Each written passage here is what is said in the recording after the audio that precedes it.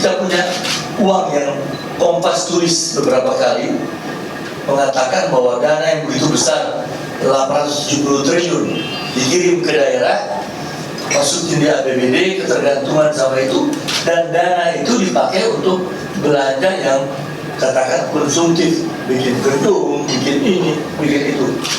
Dalam pemikiran entrepreneurial governance itu, dana itu harus jadi kapital, menjadi modal untuk mendorong pertumbuhan ekonomi. Ekonomi apa? Ekonomi kerakyatan disesuaikan dengan daerah tadi. Semangat entrepreneur governance seperti yang disampaikan Wakil Ketua MPR RI Fadil Muhammad dalam diskusi di Menara Kompas Jakarta Kamis 4 Juli 2024 ini diperlukan untuk mengimplementasikan paradigma kolaboratif governance. Paradigma ini menekankan semua pemangku kebijakan membuat persetujuan bersama dengan berbagi kekuatan. Kita mengenalkan paradigma baru, yaitu kolaboratif governance. Nah, kita lihat ini yang paling bagus dari pikiran-pikiran, dan ini pikiran-pikiran di luar negeri ini sudah sangat berkembang. Profesor Ansel sama Gersh tahun 2007, kemudian mereka terus bikin lokal collaborative governance, bukunya akhirnya makin hari makin populer. Mereka mengatakan di dalam studinya bahwa collaborative governance itu penyatuan tenaga dan peningkatan kemampuan yang dimanfaatkan untuk mencapai tujuan. Jadi melibatkan banyak pihak untuk sesuatu kepentingan. Ini harus memiliki semangat new public management yang dulu kami katakan di sini, yaitu ada semangat entrepreneur di dalamnya. Maka kita ingin agar supaya pemerintah daerah yang ke depan ini, pemerintah daerah yang modern, tapi menerapkan aspek entrepreneurial governance. Menurut Deputi Bidang Pengembangan Regional Bappenas Tri Dewi Virgianti, sumber pendapatan asli daerah masih sangat bergantung pada pusat. Rata-rata hanya 20% saja sumbangan dari PAD untuk APBD masing-masing. Itu pun mayoritas proporsi belanja PBD sebesar 67% habis untuk operasional termasuk belanja pegawai 37%, sedangkan untuk pembangunan hanya 18,47%. Kemudian berbicara tentang fiskal, kualitas belanja, total belanja daerah itu secara aggregat itu hanya 1.200 triliun. Hanya sepertiga dari APBN setiap tahun. Setiap tahun, Pak. Rata-rata ya Pak. Ini 2023 1.278, hampir 1.300. Jadi hampir sepertiganya APBN. Ya.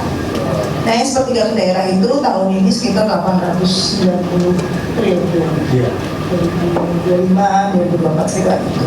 Artinya yang di transfer itu sekitar hampir 900 triliun. Yeah. Artinya hanya 300 triliun yang diupayakan sendiri oleh PAD. Dan habisnya belanja pegawai. Ya, baru pegawainya Pak, ngomongnya belanja pegawai. Jadi 80% memang masih bergantung pada transfer pusat. DAU, DAK, DPH, dan sebagainya. Itu banyak sekali. Persoalan, ada dua persoalan menurut saya. Yang satu adalah keseimbangan belanja pusat dan daerah. Dua adalah kemampuan daerah untuk menggali pendapatan asli daerah. Adapun pakar ilmu pemerintahan Rias Rasid menilai otonomi daerah hampir gagal, salah satunya karena maraknya korupsi. Karena itu diperlukan pemerintahan dan pemimpin yang jujur dan baik agar otonomi daerah bisa berjalan lebih baik dan benar-benar merata di setiap daerah. Nah, bagaimana supaya korupsi itu bisa kita hilangkan agar pemerintahan berjalan dengan baik? Otonomi atau tanpa otonomi, yang penting kan pemerintah yang baik. Sekarang saya tidak terlalu ngotot lagi Pak, mau otonomi mau tidak, yang penting pemerintah yang baik, tidak ada korupsi, mencapai tujuan masyarakat sejahtera. Sekarang orang tidak malu, ada yang salah dengan ini. Ada yang saya menjelaskan mengapa kita mengalami satu krisis kepemimpinan di daerah. Tidak lebih baik kepada daerah sekarang dibandingkan kepada daerah sebelum otonomi. Pernah lebih baik. Maaf ini. Terutama sejak adanya pilkada langsung.